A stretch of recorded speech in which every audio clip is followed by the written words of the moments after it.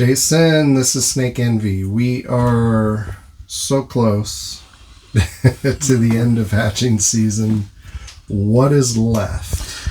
We have a couple clutches left. There's a double clutch of some rat snakes, some moonshines, and then there's a clutch of Florida pines in here that they're getting close. And then a couple clutches of house snakes, and that's about it for the year. Fantastic. So, let's take a quick peek at just how many cubs are in there.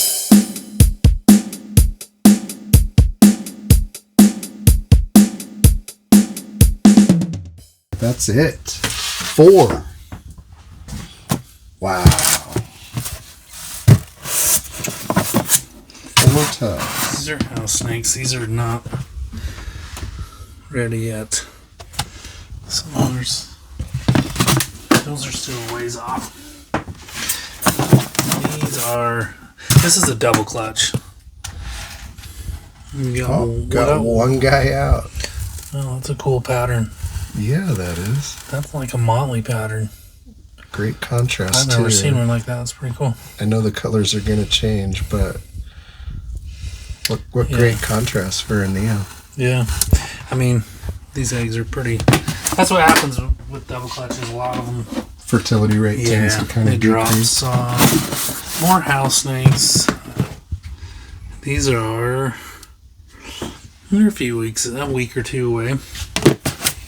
And then these Florida pines. This is Gadsden County. And we are... Man, those are big eggs. We're about 3 or 4 weeks still, it looks like. Put your hand down there for... Yeah, those are pretty big. They're not as big as those other ones. Those are big eggs. They're not hot dogs like the last. No, pine eggs tend to be long, but these are a little wider. Yeah, and these are a little calorie. So cool. So that's it. Wrapping up the season. Almost done. Ready? We're thinking hibernations. Brumations. That's what's coming up. That's what my mind's on now.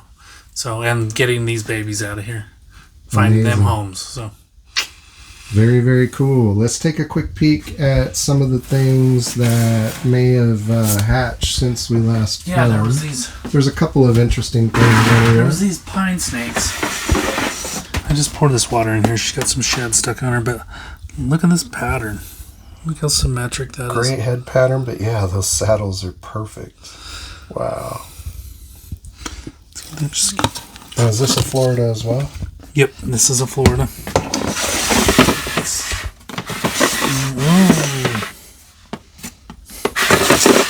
Wrong one.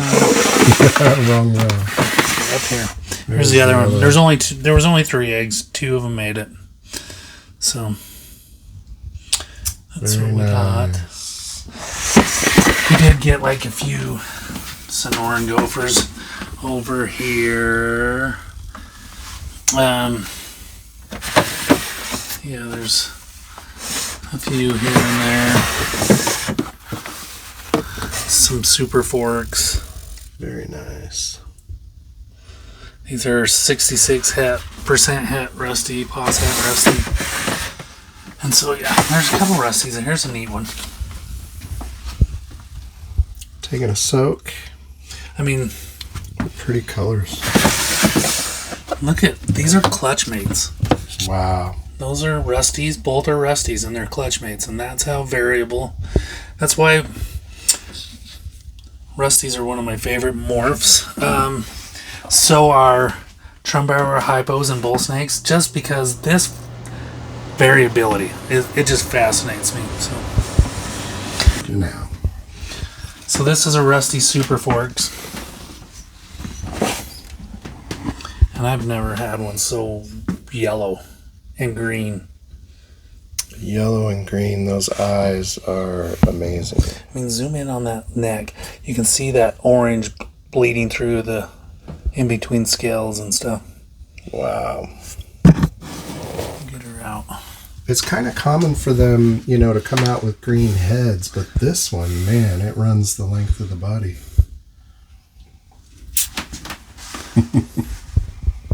Yeah, this snake, I love this snake. I thought it was very cool. Without a doubt.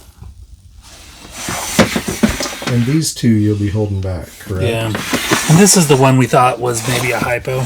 It's really looking, I think they're just a yellow phase rusty. I've never had it before happen. I mean, we'll know for sure as it gets older, so a little disappointing it's not kind of a world's first, but And the same, it's still unusual.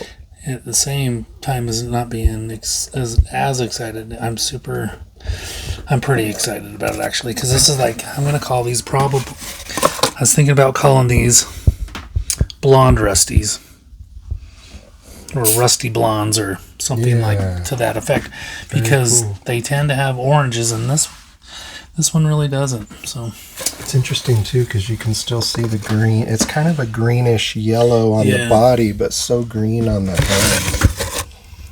The head is very green, and then it kind of yellows as it goes down.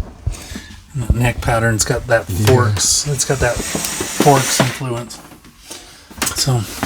So with hatching season just about done, what this year are you kind of most excited about being able to offer for sale? What's maybe some of the holdbacks you're most excited about? For sure the gray bands. You know, we talked about those a bunch, and like that was my favorite thing of the year. I'm keeping a little group of them, but there's going to be some for sale. Probably not the hypos or anries, but I'll tell you what, even all of them, there's a big variety of looks, and they're all really nice. And some of them are just like bold and flashy, and some are just faded out, washed out. So it's pretty neat to see the variability. And as far as holdbacks, is there something, I mean, obviously the Sonorans, the Rusties, you're going to be holding the majority, if not all of those. No, a few of them. You've got a few of them that'll be available? There's some for sale, yeah. Okay, some of those perfect. early ones I showed you. Perfect. But definitely those are exciting to hold on to. Keep working on that project. Anything else as far as holdbacks that you're excited for what's coming down the line? I mean, and we got these Gopher Gulch offspring that, we'll hold them back. But it didn't turn out like we thought. I was dead wrong. Well, we're going to do a separate video on kind of this season's herping quest, but let's take a quick look at that clutch. Yeah, let's take them. While we're talking about it. And just to remind everyone, we found a unique wild population of Great Basin gophers here in Utah. You had the opportunity to breed one of the females from that wild population to one of your Envy Snow males. We were kind of hoping the snakes in the wild population, all kinds of pattern and color variancies, and we were hoping maybe a patternless or a near patternless would pop, and that didn't happen. But still nice babies. I mean, yes, and they're going to be het for the snow, correct? They're double het, yep, for albino and annery, so it's not a loss. No, Definitely not a loss. And who knows, when we breed these back together, yes, we might get some crazy patterns. But we do have some Neos too that we've legally collected, and we're raising those up. And some of those are patternless. Some of those are, a wide range of aberrancies. So the mystery hasn't been solved. No, the mystery hasn't been solved, and probably we'll talk about this more in the herping video, but the one thing that still eludes us, we found patternless adult males. We have yet to find a patternless adult female. But we know that they exist because we have hatchlings or yearlings now that are female patternless. So exactly. We know it works. We just, whatever. We were hoping maybe this spring we could say, yes, we know for a fact this patternless is genetic, and I mean, it has to be, right? With the volume of it's definitely not a color or a temperature related thing or anything like that. No. There's something inheritable going on there. We just don't have the exact answers yet. Can't prove it because we don't have quite the animals we need. The Neos that we're raising up, those are going to answer questions, but that's going to have to wait. And there's still a chance here. We have, I mean, the weather in Utah right now is not cooperating in terms of trying to find that adult female this fall. Oh. We'll see. But there's a good chance we'll find her in the spring as well. And then that'll set us up for breeding season next season. So hopefully we don't have to wait, 3 full years Yeah. to kind of unlock this mystery. Hopefully we can get some more answers next year. Yeah. But as for now. And a reminder, too, we have sent some sheds off to the University of Illinois from this wild population. And some of the sheds we sent were patternless examples. We had a patternless adult and a patternless neo was one of the 2 of the sheds that we sent. So who knows? She may be able to look at those sheds, look at the DNA and say, hey, there is something weird here. This isn't matching up with other wild Great Basin populations. So we'll see. Yeah. So hopefully within a year we have more answers, but it could be a 3-year wait. Yeah. Yep.